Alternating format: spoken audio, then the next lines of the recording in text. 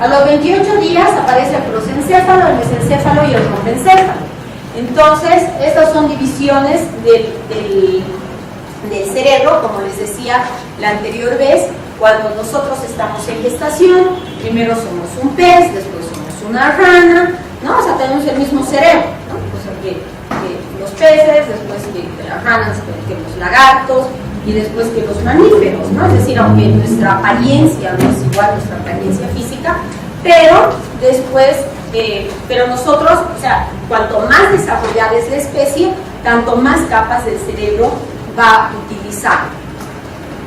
Entonces, a partir del prosencéfalo, que es la parte de adelante del cerebro, entonces se van formando las vesículas ópticas, y del mesencéfalo sale el techo, el tegmento y el acueducto cerebral, que es a partir de este acueducto cerebral que se va a formar todo el líquido cefalorraquídeo, ¿no? Entonces vamos a ver después si es que hay una malformación aquí, entonces es cuando vamos a tener por ejemplo hidrocefalia, ¿no? Y el techo y el tegmento, que también son partes importantes de la estructura subcortical.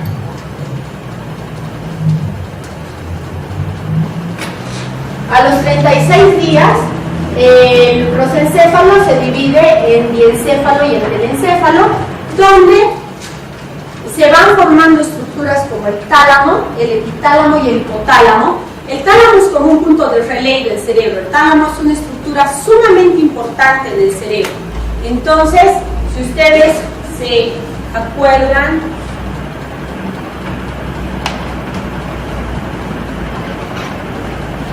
aquí,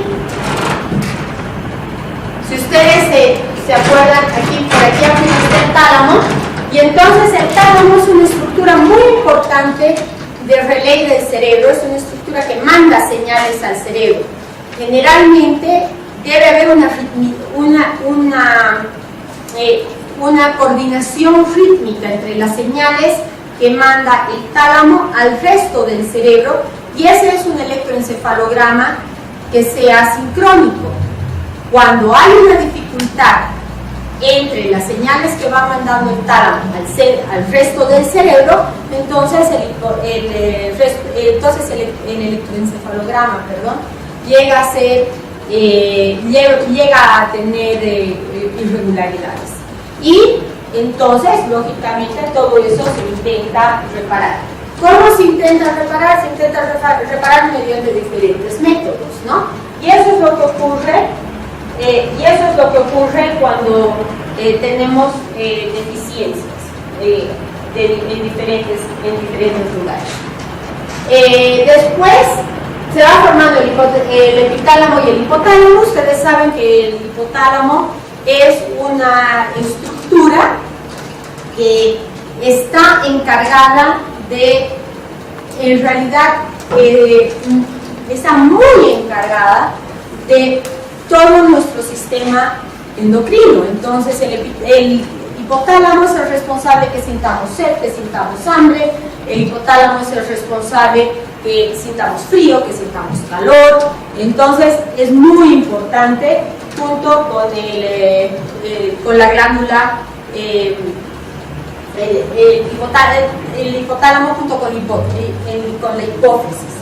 Son importantes para que nosotros vayamos sintiendo todo eso. Y hay un eje que es el adenocorticotrópico, que va saliendo de las glándulas suprarrenales encima de los riñones, y que va haciendo un círculo durante todo nuestro cerebro. Pero nuevamente, por eso es que es importante la neuroendocrinología. Entonces el hipotálamo se forma en esta época, a los 36 días, el cuerpo pineal y el tercer ventrículo. Entonces está irrigado de líquido del cerebro. A partir de eso, o sea, va formándose a partir de eso el sistema ventricular. Luego se va formando la neocorteza, los ganglios, a partir del telencéfalo se forma la neocorteza, que es neocorteza, es la corteza nueva, que es propia de los mamíferos y es la cumbre de la evolución de la especie animal, ¿no? Entonces, nosotros los animales tenemos una neocorteza, lo que no ocurre con los peces, por ejemplo, que también son animales, pero son animales inferiores, por eso es que nosotros somos animales superiores, porque tenemos una neocorteza. Bueno, también se forman los ganglios basales. Los ganglios basales son una estructura subcortical sumamente importante porque los ganglios basales nos ayudan a regular la coordinación fina, están involucrados en muchas cosas. Se sabe que hay radiaciones de los ganglios basales a las áreas terciarias y que también está ahí involucrado la capacidad visoespacial que tengamos. Por eso no es casual que los niños que tienen dificultades visomotrices tienen ciertas dificultades visoespaciales que son entonces un interferente, no necesariamente es una dificultad visoespacial per se, ¿no? Entonces eso es importante verlo en el diagnóstico.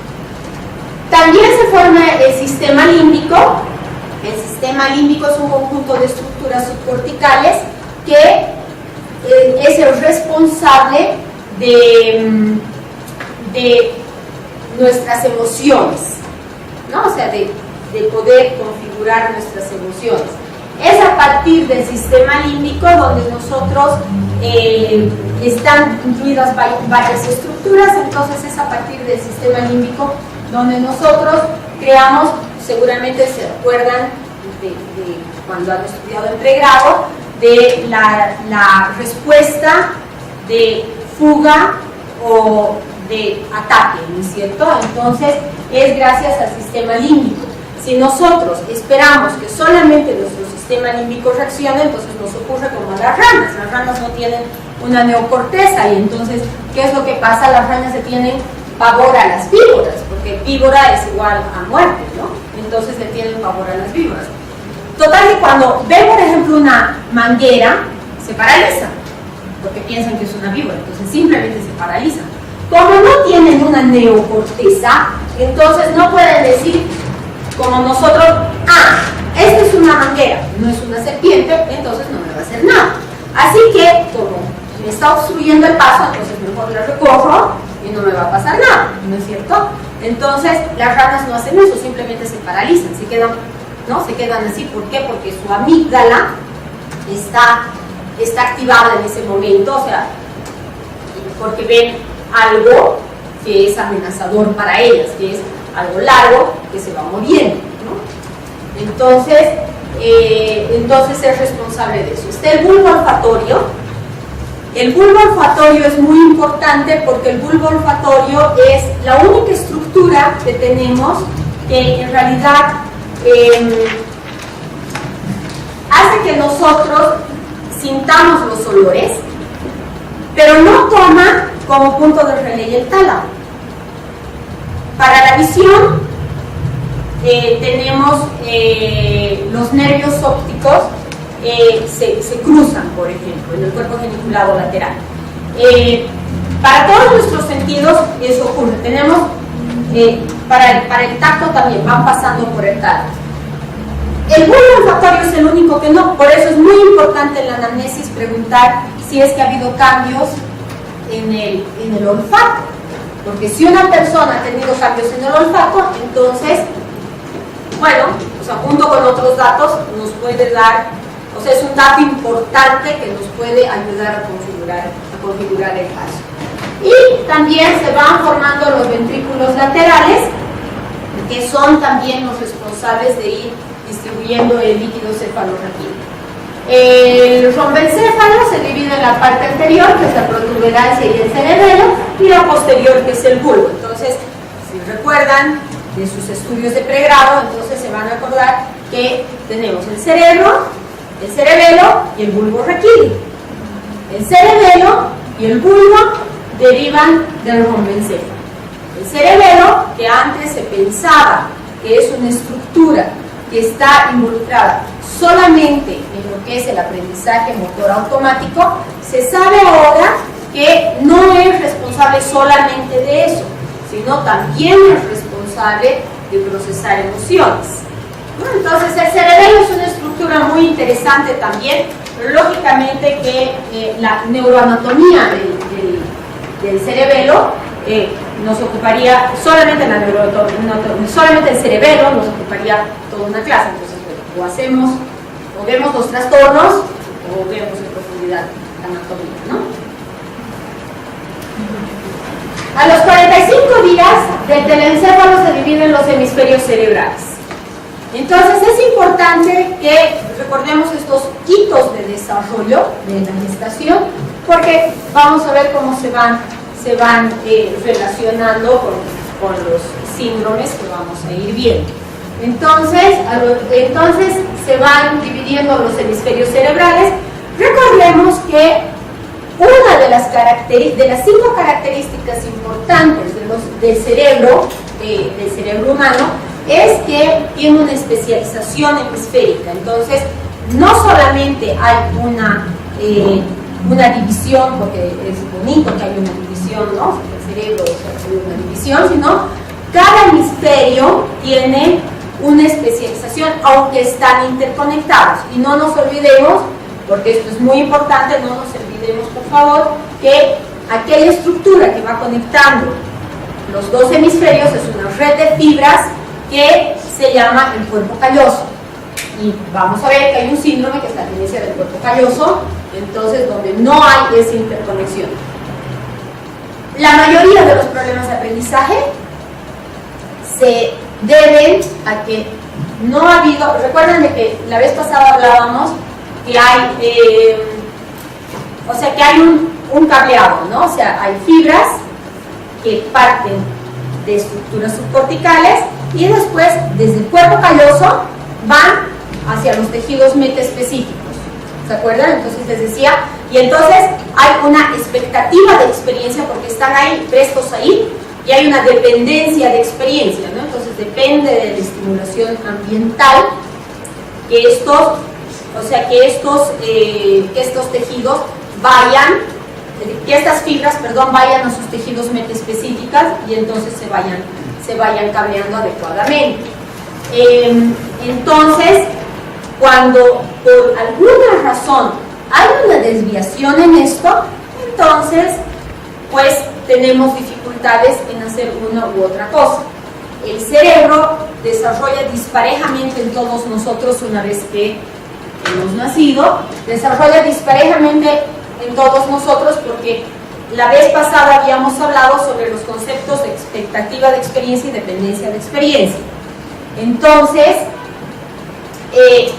quiere decir que cuando nosotros nacemos tenemos una expectativa de experiencia, pero no todos la misma dependencia de experiencia, no todos estamos inmersos en el mismo ambiente, por lo tanto la dependencia de experiencia es diferente en cada uno de nosotros. Habíamos hablado también de los estudios con gemelos idénticos, ¿no es cierto? Y habíamos hablado de la sociohistoria también. Entonces, cada uno de nosotros, obviamente, por diferentes circunstancias, no quiere decir que uno más, uno menos, pero disparejamente vamos desarrollando más ciertas destrezas que otros. Entonces, que otras. Entonces, el cerebro desarrolla disparejamente en todos nosotros. Pero cuando hay una distancia o una disparidad muy grande entre el desarrollo de un área del cerebro y el desarrollo del resto de las áreas del cerebro, es donde se producen los problemas de aprendizaje. Entonces, cuando nosotros vemos niños, vamos a ver que estos son muy capaces en ciertas áreas, pueden ser iguales o mejores que el promedio, ¿no? De aquello que se espera por ellos, pero tienen mucha dificultad en una área. Entonces, hablábamos del diagnóstico neuropsicológico, que debemos ver cuál es el eje diagnóstico, ¿no? Entonces, ahí yo les decía, seguramente todo eso se va a profundizar además en el módulo de diagnóstico. Pero, cuando hay una diferencia muy grande en esa una área, entonces es donde el niño fracasa en eso. ¿no? Y como el sistema escolar nos exige en realidad ser todólogos y ser buenos en todo, resulta que una cosita que está mal, entonces repercute en toda nuestro desempeño académico, ¿no es cierto? Y bueno, lo mismo ocurre cuando nos vamos deteriorando en las demencias. Lo mismo ocurre que va habiendo un deterioro progresivo de funciones. No es que todas deterioran al mismo tiempo, ¿no? Sino que va habiendo un deterioro progresivo. Y ocurre también cuando hay lesiones focales en el cerebro, ¿no? Entonces habíamos hablado y habíamos visto de que hay, por ejemplo, las lesiones, la fascia dinámica, por ejemplo, ¿no? Entonces, que realmente hay un compromiso global, o las globales, donde hay un compromiso, como su nombre lo indica, global del cerebro. Obviamente eso es diferente que si hay un compromiso en un área específica del cerebro, ¿no? O sea, cuando hay un compromiso en un área específica del cerebro, entonces lógicamente es esa área que no se puede, aunque las demás áreas puedan estar bien, ¿no? Entonces eso es lo que pasa con los pacientes, por ejemplo, afásicos, ¿no? No es que no sienten, no es que son sordos y por eso no pueden hablar, ¿no? Sino que tienen una dificultad en expresarse. Depende del tipo de afasia, pueden pensar igual que todos, o sea, puede estar, ¿no? Puede estar bien, puede no estar desestructurado el lenguaje interior, pero sin embargo, esa dificultad de expresión aparenta que esta persona no sabe lo que quiere de repente, no nos entendió, pero no es así. Y eso es lo que pasa con los discapacitados en general, ¿no? O sea, eso es importante. Entonces, es como les decía la anterior vez, mientras un cerebro tiene vida, es susceptible a ser estimulado, ¿no? O sea, por más retardo mental que haya, por más demencia, por más lo que sea que haya, entonces es capaz de ser estimulado, ¿no? Entonces, el cerebro realmente trabaja con un conjunto y es realmente importante y es susceptible realmente a ser estimulado. Entonces, esa esencia del ser humano no la perdemos desde que nacemos hasta que morimos, ¿no? O sea, tenemos una esencia del ser humano, salvo que estemos, en realidad tengamos algún trastorno psiquiátrico importante, ¿no? Entonces, ahí hemos hablado de la neuropsiquiatría también, ¿no es cierto? Entonces, salvo que tengamos eso, tengamos una despersonalización, pero en realidad siempre, aún en los casos crónicos de enfermos psiquiátricos, vamos a ver de que hay áreas que pueden, ¿no? O sea, que son estimuladas, que pueden salir además del promedio. ¿Tienen alguna pregunta aquí? ¿Alguna sugerencia, algún comentario? ¿No? ¿Está bien? Sí. Si en alguna instancia, en algún periodo de embarazo, digamos, ¿por qué razones en el embarazo podría haberse, digamos, dificultades en el desarrollo de esto? Esa es una excelente pregunta. En realidad, no se sabe exactamente, ¿ya? De repente de aquí a 50 años o a 70 años, o sea, se sepa exactamente.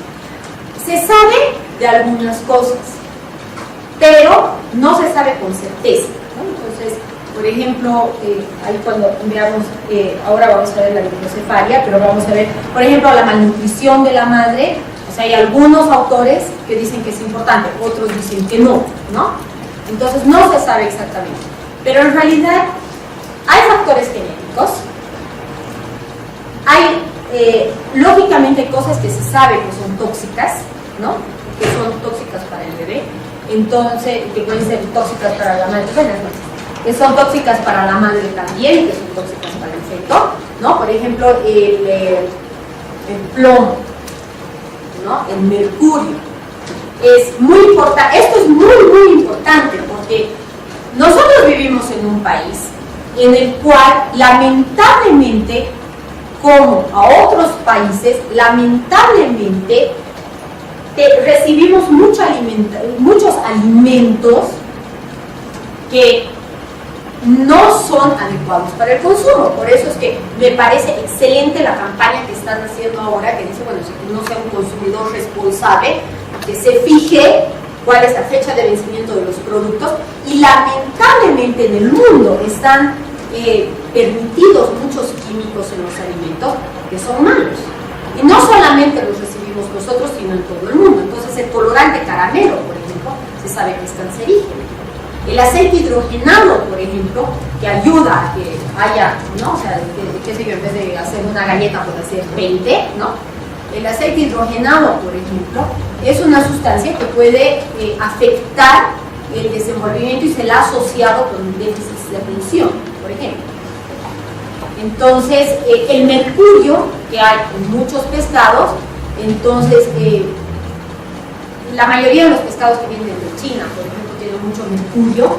Estos pueden afectan a la salud humana, eso es definitivo, y pueden incidir en la formación del feto, ¿no? Entonces, la mujer embarazada tiene que cuidarse mucho más. Todos nos deberíamos cuidar, pero cuando uno está embarazada, tiene que cuidarse mucho más.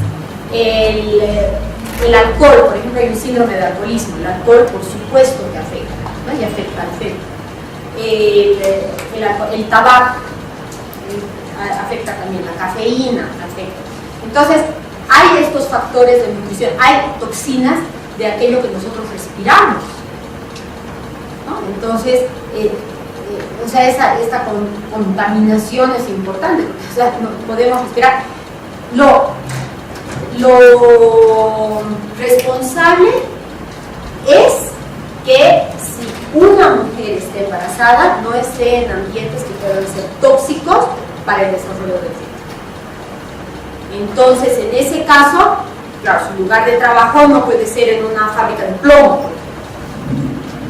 No puede ser. ¿Por qué? Porque respirar eso no solamente le va a hacer mal a ella, sino le va a hacer mal al feto también. Hay un síndrome que vamos a ver también, que es cuando la madre tiene VIH, cuando es VIH positiva, le pasa al feto, ¿no? Entonces nacen con esto y hay un síndrome neurológico que está asociado, ¿no? Entonces, realmente eso es importante. El tema es de que hay muchos síndromes que no sabemos exactamente la causa, ¿no? O sea, hay muchas enfermedades que no se sabe exactamente. Pero entonces más vale prevenir que lamentar, ¿no es cierto? O sea, se sabe, por ejemplo, que el colorante caramelo es cancerígeno, pero no se sabe exactamente de dónde viene el cáncer, ¿no? O sea, hay muchos tipos de cáncer, ¿sí? Entonces no se sabe exactamente. Hay muchos que sí se sabe. Por ejemplo, se sabe que tenemos que cuidarnos de la radiación solar, se sabe que tenemos, ¿no? O sea, que evitar, qué sé yo, estar en ambientes muy contaminados. Esas cosas se saben. Entonces es mejor hacerlo, especialmente en el embarazo. Cualquiera de las etapas de desarrollo se supera este tipo de problemas puede llevar a la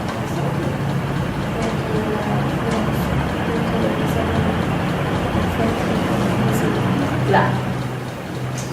Bien. Claro que sí. Entonces es importante que nos vayamos cuidando. Cuando, por ejemplo, o sea, durante el embarazo, si, qué sé yo, los sangrados, si vamos, por ejemplo, en caminos muy empedrados, o con muchos baquinazos, ¿no? Pueden producir sangrados, ¿no es cierto? O sea, ese poquito de sangre que se pierde puede ser muy poco para una, pero es muy importante para un feto, ¿no? Entonces, en realidad, es muy, muy importante. Es decir, el cuidarse durante el embarazo es muy importante, aunque no es una garantía. O sea, no es una garantía, porque hay un montón de fenómenos genéticos. Hay gente que realmente, o sea, se ha cuidado durante el embarazo sobre todo y, o sea, tienen enfermedades muy extrañas, como la de los cuerpos de la fora, por ejemplo, que es una enfermedad sumamente extraña. Entonces se hacen exámenes genéticos, ¿no? A los padres, y generalmente hay nomás, pues, o sea, va saltando. Entonces, por más que tratemos de prevenir lo más posible, entonces, o sea, puede ocurrir, ¿no? Entonces, realmente lo que está en nuestras manos es relativamente mucho y relativamente poco, depende de cómo lo veamos, ¿no? O sea, hay cosas que sí podemos tratar de prevenir y hay otras cosas que no, ¿no? Entonces eso es importante. El desarrollo emocional es sumamente importante y hoy en día se sabe, y las neurociencias apuntan a los estudios de el desarrollo emocional. Entonces, se sabe que el desarrollo emocional es tan importante como el desarrollo cognitivo. Entonces, ambientes enriquecidos emocionalmente son tan importantes como ambientes enriquecidos cognitivamente.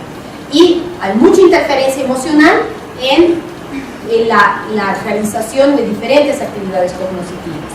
Entonces, es importante el desarrollo emocional, por lo tanto. Entonces, es muy importante si el embarazo ha sido deseado, si no ha sido deseado. Es muy importante saber cuáles son, cómo ha sido el estado emocional de la madre durante el embarazo, ¿no? O sea, eso es muy importante porque puede afectar en realidad el desarrollo del feto. ¿Responden? Sí, sí. ¿Hay algo? Sí, en una etapa de embarazo, ¿en qué etapa de embarazo la madre puede saber si su niño tiene algún tipo de deficiencia o algún tipo de alteración genética? En realidad, es más un tema genético, pero al principio, durante el primer trimestre, en realidad, durante el primer trimestre del embarazo, o incluso las primeras semanas, no sé si se realizan realmente en cualquier lado, pero sí hay exámenes genéticos que pueden hacerse. Ahora, entonces, se puede saber si es que... ¿Cómo? En el primer trimestre. Sí. Entonces, sí hay exámenes genéticos donde se puede saber cuáles son los códigos genéticos que tiene el feto, ¿no?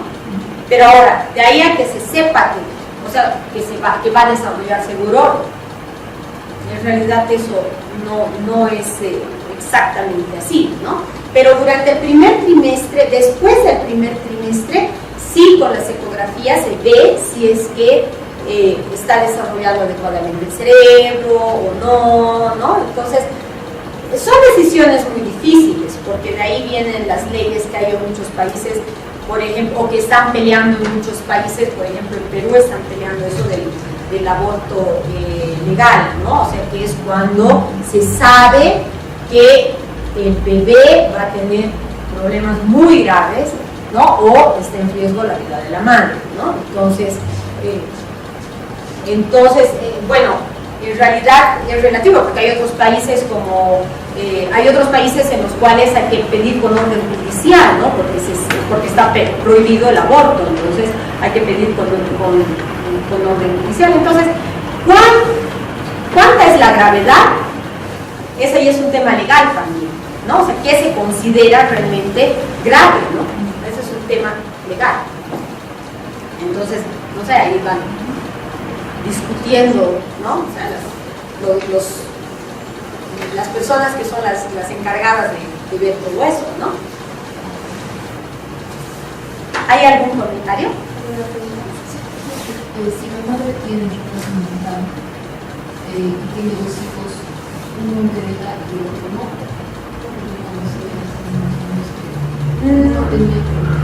No necesariamente, eso depende de cómo genéticamente, cuál es el código genético de cada uno. Porque si la madre tiene retraso mental, o sea, ella es una trisomía del cromosoma 33, ¿no es cierto? Entonces, puede haber pasado ese gen, o a ella le han pasado ese gen, pero de repente, porque la madre lo tenía, por ejemplo, pero el padre no, puede ser, ¿cierto? Entonces, puede al otro bebé, o sea, pasarle, o sea, o puede que les pase a todos, o puede que no, ¿no? Hay genes que son dominantes y genes que son recesivos.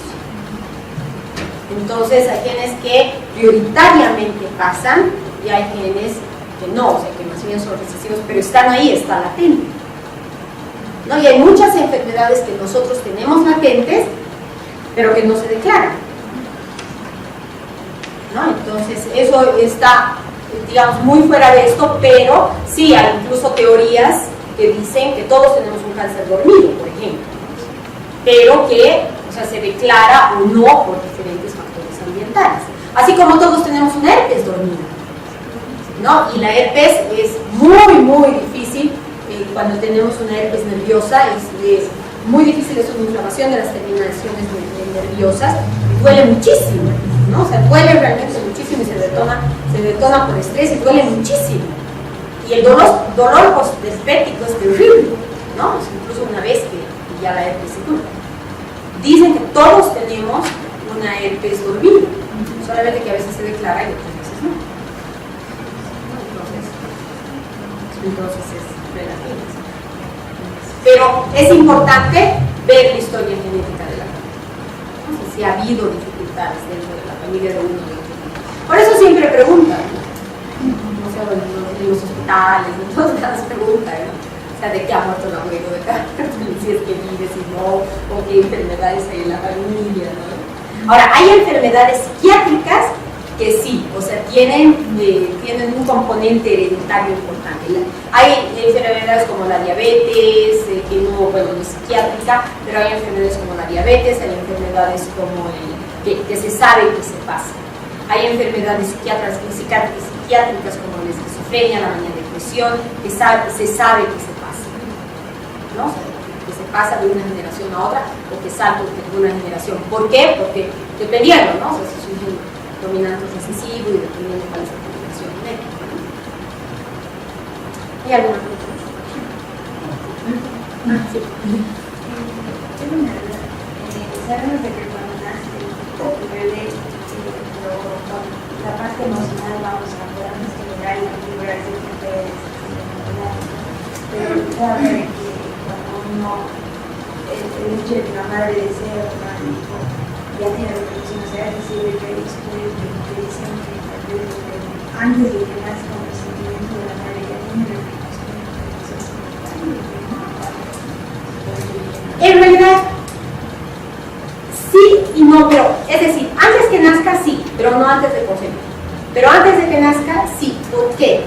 Porque cuando nosotros, o sea, cuando una madre es gestante, tiene el hecho que nosotros sintamos diferentes cosas nos hace producir diferentes sustancias. Todas esas sustancias van definitivamente al feto. No es, y eso es importante, por ejemplo, se sabe, hay estudios que dicen mayores niveles de cortisol en la madre, que producimos cuando tenemos mucho estrés, produce niños con mayores niveles de cortisol y por lo tanto tienen menor tolerancia al estrés. Hay otros estudios que dicen que niños, por ejemplo, ya sin hablar de fetos, niños de padres divorciados o que han tenido un estrés muy grande cuando eran niños, es decir, en la casa, ¿no? Cuando eran niños, tienen mayor propensión a tener problemas cardíacos más adelante. Entonces, en realidad que todo influye, todo va influyendo, ¿no? Pero, o sea, que sea así. La verdad es que yo personalmente, pese a que hay en los estudios, yo personalmente digo, bueno, hay tantas variables de estos niños, ¿no? O sea, ¿cómo saben que es exactamente eso, ¿no? Es decir, de repente, o sea, están inmersos a otras tantas variables, ¿no? Lo mismo pasa con el sexo. Hay tantas variables a las cuales estamos inmersas en ese momento que en realidad no podemos decir, bueno, esto, ¿no? A es igual a B, ¿no? O sea, tampoco es tan así, ¿no? Pero sí, o sea, es importante, es lo mismo que el tema del lenguaje, ¿no? O sea, cuanto más estimulación tiene el niño en el lenguaje, tanto menos posibilidad de fracaso académico va a tener. Sin embargo, para prevenir, probablemente sea mejor que internalice un idioma antes de adquirir otro, ¿no? O sea, porque más vale prevenir que lamentar. Pero hay muchos niños que tienen mucho éxito, ¿no? O sea, sí, claro, o sea, teniendo una educación bilingüe tienen muchísimo éxito, ¿no? Entonces, realmente no hay una receta de cocina, ¿no? Yo respecto al lenguaje, pese que, o sea, van a tener un módulo específico de lenguaje, ¿no? Yo personalmente creo que, claro, o sea, no vale la pena, mejor si no cogemos tantos riesgos, ¿no? Pero sí, evidentemente obviamente hay niños que realmente lo hacen muy bien en una educación bilingüe y hay otros niños que no. ¿No? La pregunta era, si es que una casualidad, no sé, creo que se tiene experiencia y se sabe que en la luna hay más embarazo, ¿verdad? En los animales también marcado. En los árboles también, Sí. pero no porque seamos árboles, sino en la sábila, Que sea un bebé. en la sábila. Entonces, un número se da que es el ciclo lunar, el tiempo que tarda en recorrer la Tierra, ¿verdad? Son 28 días. Menciona la formación de los céfalos, ¿en qué se está relacionado? Bueno, en realidad no que yo sepa, no hay una, podría ser, ¿no? Pero yo no he leído ningún artículo al respecto. Sin embargo, sí les puedo decir, porque esta es una pregunta muy interesante, que nos podemos extender mucho con esto, que sí existe, por ejemplo, un tipo de epilepsia que se llama epilepsia catamenial. Y la epilepsia catamenial viene específicamente, en mujeres, y la mujer tiene crisis epilépticas prioritariamente o cuando va a tener su ciclo menstrual. Y dura 28 días. Entonces, sí, o sea, puede ser los cambios hormonales y todo, pero es verdad de que hay una relación, o sea, tiene que haber una relación, porque es verdad que hay mayor cantidad de partos naturales, o sea, cuando es un parto natural, hay mayor cantidad de partos cuando hay cambio de luna. Y que la luna ejerce una atracción sobre la Tierra, eso es innegable, ¿no? Eso se sabe que ejerce, y se sabe además que la savia de los árboles corre diferente, ¿no? O sea, depende del ciclo de la luna, corre diferente. Entonces, hay una relación, ¿no? Pero no hay estudios conclusivos al respecto, o sea, que digan de algunas cosas sí, como por ejemplo de la savia de los árboles, de la epilepsia catamenial, que se lo asocia a los cambios hormonales en realidad, ¿no? De los partos sí se sabe, pero no hay estudios conclusivos en cada una de las cosas. Entonces, en esto, yo la verdad es de que no sé si hay una relación específica, la verdad es de que no creo, porque es después de 25 días. No importa si el embarazo empezó justo en cambio de luna o no. ¿Seguimos? Bueno, entonces a las 7 semanas los hemisferios cerebrales van creciendo, se forman surcos y circunvoluciones. Eso es muy importante. ¿Saben lo que es un surco y una circunvolución, no? ¿Sí? El cerebro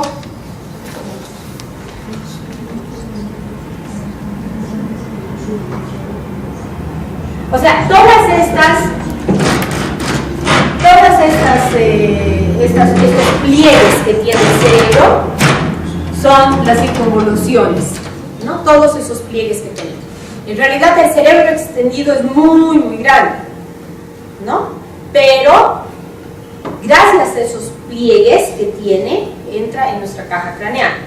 Por eso es que tenemos la cabeza del tamaño que tenemos, es proporcional a nuestro cuerpo. Porque si en realidad tendríamos que tener, o sea, si el cerebro no haría tanto pliegue, entonces nuestra cabeza sería inmensa, o sea, sería, no sé, de aquí al Puente de las Américas, una cosa así, ¿no? Entonces no podría sostenerse nuestro cuerpo.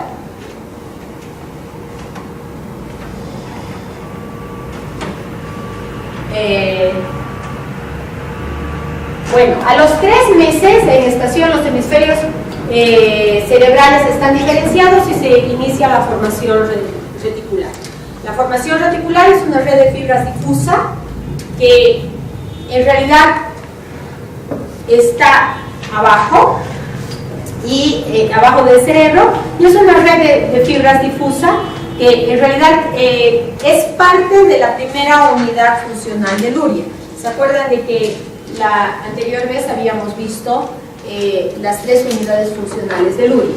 Entonces, la primera unidad funcional es la formación reticular. La formación reticular es la responsable de nuestra activación y del tono y la vigilia. Cuando la formación reticular es como una luz de dimmer, ¿no? Así como una luz de dimmer, esas que van de suavito a fuerte.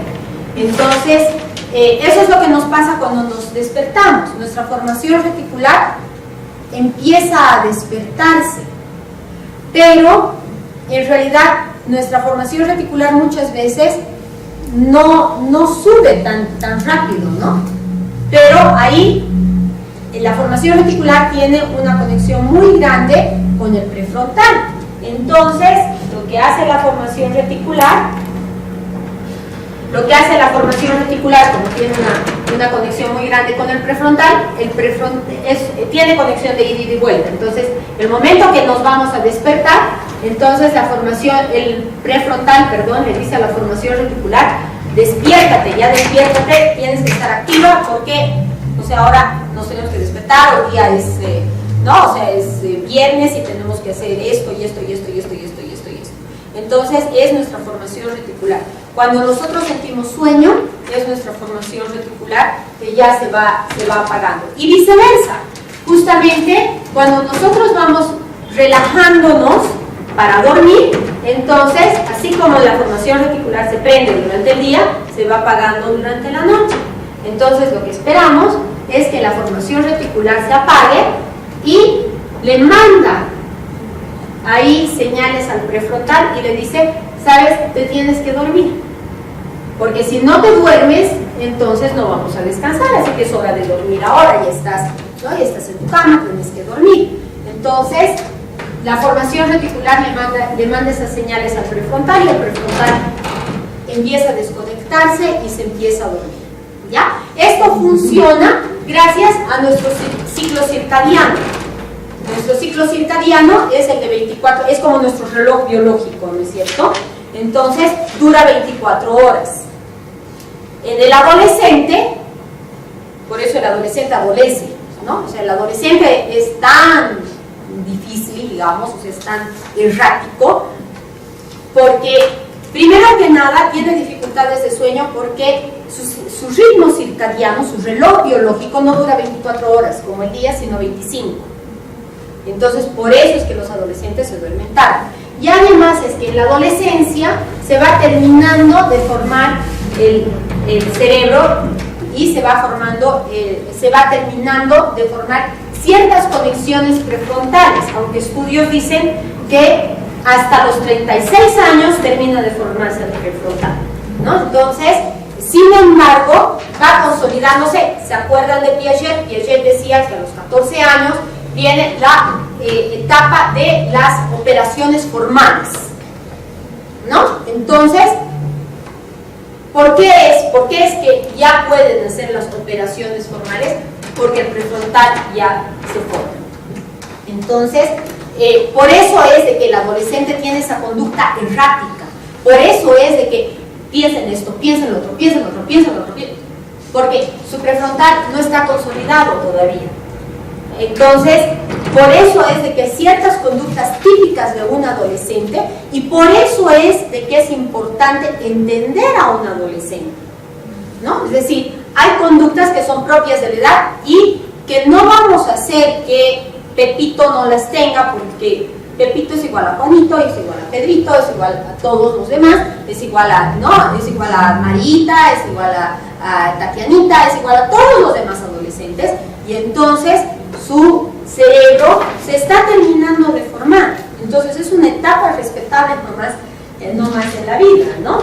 Así como para los bebés es importante correr y de pronto gritan y de pronto, ¿no? Y son tan impetuosos, ¿no? Entonces no saben inhibirse.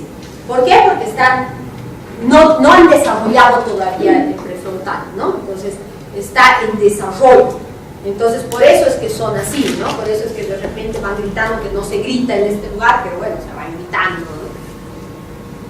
Nosotros ya como adultos sabemos de que hay ciertas cosas que aunque quisiéramos hacer no nos podemos permitir, porque tenemos un prefrontal desarrollado. Entonces nuestro prefrontal nos dice: un ratito, esto no puedes hacer aquí, entonces no lo hagas, ¿no? No somos así impulsivos.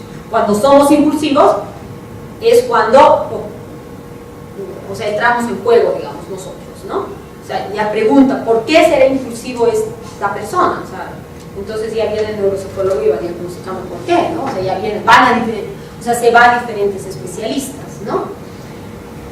Entonces,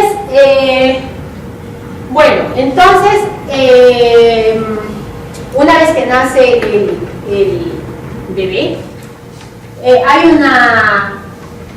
se debe evaluar al bebé, se va evaluando el desarrollo del bebé, ¿no? Esta es la evaluación postnatal, que es muy importante. Entonces, yo personalmente pregunto, cuando, qué sé yo, viene un niño de 7 años, por ejemplo, ¿no?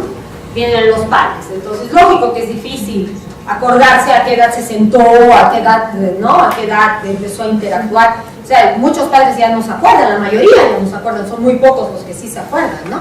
Entonces la pregunta es, ¿ha ido a controles pediátricos constantes? ¿Le ha llamado la atención al pediatra alguna cosa, ¿no? O sea, porque la evaluación neuropsicológica en esta época es igual a la neuropediátrica nomás, ¿no? O sea, no hay una diferencia muy importante, ¿no? Entonces es por eso que a consultorio no acuden muchos bebés, y cuando acuden entonces hay que evaluar nomás con más tiempo, que bueno, muchas veces según el pediatra evalúa 10 minutos y listo, ¿no? O solamente si es que tiene fiebre, o si está llorando, si le salen dientecitos, ¿no? O vacuna, pero en realidad hay que darse un poquito más de tiempo para ir evaluando eso. Entonces, a los 3 meses el niño empieza el aleo del niño. Esto es bien importante porque en realidad desde que nacemos intentamos comunicarnos. Y el bebé pasa del llanto indiferenciado al llanto diferenciado, ¿no? O sea, al principio ya pasa al llanto diferenciado, y realmente es impresionante cómo las mamás de pronto dicen, este es llanto de mañuditis, este es llanto de pañal mojado, este es llanto de hambre, este es llanto de sueño. Lo que pasa es que se quiere dormir, digamos, ¿no? Porque ya el llanto va siendo diferenciado. A los 3 meses empiezan a lalear. De los 3 a 4 meses van girando la cabeza hacia una fuente sonora. Eso nos está indicando que hay un reflejo de orientación, y eso nos está indicando en realidad de que ya no solamente que el bebé escucha, porque no, o sea, eso no es lo más significativo, sino que además en ese momento, o sea, hay formaciones, hay estructuras subcorticales que están recibiendo la información, y que hay una adecuada comunicación con la neocorteza. En el segundo semestre ya van haciendo sonidos faríngeos. En el 8º mes van haciendo sonidos monosilábicos, entonces hace ma, ma, ma, pa, pa, ¿no? Al 1 año van desarrollando la vía motora. Entonces generalmente más o menos a esa edad ya se van parando, van caminando, ¿no? Entonces, aunque sea con apoyo, ¿no? Entonces en el cumpleaños de un añito todavía hay que agarrarlo de la manito, prefieren gatear que caminar, pero ya podrían caminar, ¿no? O sea, ya pueden pararse, ya mantienen la cabeza erguida, no se cae, ¿no? Se dan cuenta de que el perímetro cefalocraneano también en un bebé va siendo más grande y después se va reduciendo. Cuando un bebé levanta los brazos, llega hasta aquí más o menos, ¿no? ¿Por qué? Porque en realidad hay una desproporción. O sea, para nosotros es normal ver un bebecito así, está bien, ¿no? Pero en realidad hay una desproporción entre el tamaño de la cabeza y el tamaño de los brazos, ¿no? Porque cuando levantan los brazos, o sea, los estiran así hacia arriba, llegan apenas hasta por aquí más o menos, ¿no es cierto? Entonces poco a poco se va haciendo la cabeza más chica proporcionalmente al cuerpo, ¿no? Y vamos a ver lo que es ahora vamos a ver lo que es la microencefalia y la megaencefalia. Y va produciendo algunas palabras ya a esa edad, ¿no? Aunque no tiene un lenguaje muy fluido, pero ya va produciendo unas palabras. Entonces es importante ver a qué edad el bebé entiende, porque eso nos da cuenta del desarrollo del cerebro, de la neocorteza, y generalmente el bebé primero entiende y después habla, ¿no? Entonces eso es normal, ¿no? O sea, si entiendes, pero dile de una vez, pero no, es que el bebé no habla todavía, pero sí puede entender. A los 2 años hay un mayor desarrollo del cerebelo, y entonces hay una marcha sin apoyo más o menos a los 18 meses. Entonces es importante, eso porque estos son los hitos de desarrollo del cerebro, y bueno, hay que respetarlos. Entonces es por eso que un bebé más chiquito no puede hacer algunas cosas, entonces no tenemos que obligarlo a hacer, ¿no? Por eso es de que, si bien está bien la estimulación temprana, por las cosas que hemos hablado, pero ya la sobreestimulación es diferente. Ahora, existen muchos programas, como por ejemplo han debido escuchar los programas de, qué sé yo, de la música de Mozart para niños, ¿no? O sea, han debido escuchar que hay el método de Doman, por ejemplo, que es para sobreestimular a los niños. Entonces hay niños de 3 años que ya leen y escriben. En realidad tenemos que respetar el cerebro, el desarrollo del cerebro. A los 3 años ya hay evaluaciones cuantitativas estandarizadas del lenguaje, y hasta los 4 años es aceptable el agrandatismo, pero hasta los 4 años es permitido, por eso que haya niños a los cuales, bueno, no se les entiende muy bien, digamos, no cualquier adulto ajeno puede entenderles.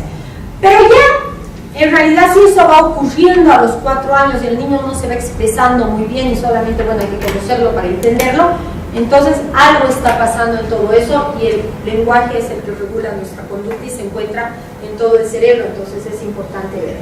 A los 5 años va desarrollando el sistema auditivo, a los 10 años el cuerpo calloso, por eso es que hasta los 10 años son permitidas las encinesias del aparato motor. Sin embargo, hay ciertos hitos, por ejemplo, como el guiñar el ojo, que recién se van alcanzando hacia los 10 años, pero hay algunas cosas, por ejemplo, yo corto con tijera y ahogo, ¿no? O sea, que es normal a cierta edad, ¿no? Pero si hasta los 10 años sigue, entonces lógicamente eso nos está hablando del desarrollo del cuerpo calloso, porque lo que ocurre es que cuando se habla de eso, lo que ocurre es de que el cuerpo calloso va inhibiendo conexiones ipsilaterales, ¿ya? Es decir, del mismo lado del cuerpo. Cuando nosotros nacemos, sí tenemos conexiones que van del mismo lado del cuerpo y conexiones cruzadas. Entonces podemos usar cualquier mano para hacer diferentes actividades, pero después nos vamos especializando. Y esto es muy importante, porque es muy importante el no direccionar esa actividad, ¿no? O sea, si uno es zurdo, si uno es diestro, es diestro. Entonces no direccionar esa actividad, porque tiene una relación importantísima con el desarrollo del cerebro. Bueno, lo que les decía, ¿no? Que en la adolescencia hay una maduración del prefrontal, lo que les explicaba hace un momento. Entonces, dentro de la neuropsicología podemos ver de que hay varias escuelas. Hay varias escuelas, todas apuntan a lo mismo, al estudio del desarrollo del cerebro, o al estudio de las bases cerebrales de las funciones mentales. Hay 2 escuelas muy importantes, que por un lado está la escuela cognoscitiva, que es el enfoque occidental, donde se trata de ver en realidad la relación de diferentes estructuras cerebrales con las funciones mentales, aunque no se pierde nunca de vista el gran pilar que ha sido de todo esto, que ha sido la teoría de Jung, ¿no? Entonces este concepto de las 3 unidades funcionales, de que hay zonas primarias, secundarias y terciarias, es realmente una cosa completamente innegable. Sin embargo, la escuela soviética, dentro de la teoría de la actividad, un poco se queda en ese macro y ya no va al micro, ¿no? O sea, de la localización, de cuáles son las diferentes estructuras involucradas, sino cómo se va comportando el cerebro a través de, o sea, para realizar diferentes actividades, utilizando en realidad ese gran enfoque, ¿no? Ese enfoque general. Entonces no va profundizando mucho más, sino que va desarrollando la teoría de la actividad, donde he visto, como les decía la anterior vez, que hay aulas que tienen estos nombres de estos famosos que nunca deben olvidarse, ¿no? O sea, como de Luria, de Vygotsky.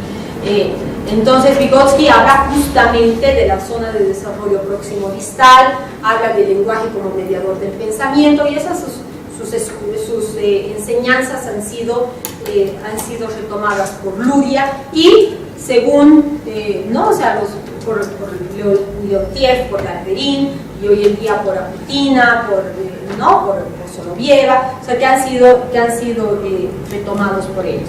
Si es que les interesa sobre esto, en realidad la escuela soviética se sigue mucho. Si es que les interesa ver esto, la escuela soviética tiene una gran, digamos, una gran conexión. Es realmente necesario irse hasta Rusia, aunque el que tiene la posibilidad de diferentes maneras, o sea, obviamente riquísima esa escuela, pero tiene una escuela muy importante en Puebla, en México, donde está el doctor Luis Quintanar y la doctora Yulia Solovieva.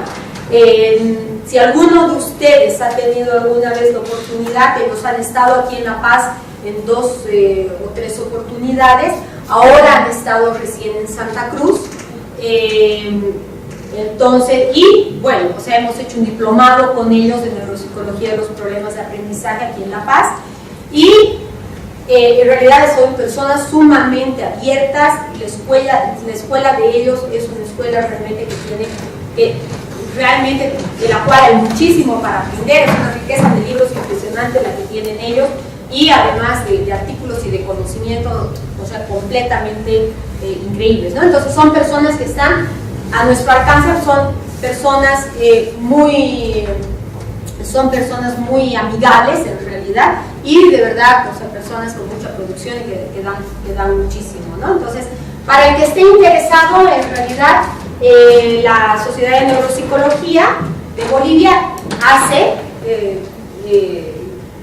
generalmente hace congresos, hace cursos, ¿no? Entonces, bueno, ahora recientemente ha sido el Congreso Boliviano de Neuropsicología en Santa Cruz, y han estado ellos como invitados.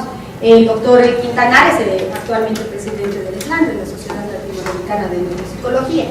Y la neuropsicología cognoscitiva, que es el enfoque occidental, la neuropsicología cognoscitiva, si bien no deja de ver ese gran marco, como les decía, en el cual ha aportado Luria, pero en realidad va viendo cuáles son las bases, en realidad, por qué nosotros podemos, o qué es lo que está pasando en el cerebro, para que nosotros podamos hacer diferentes cosas, ¿no?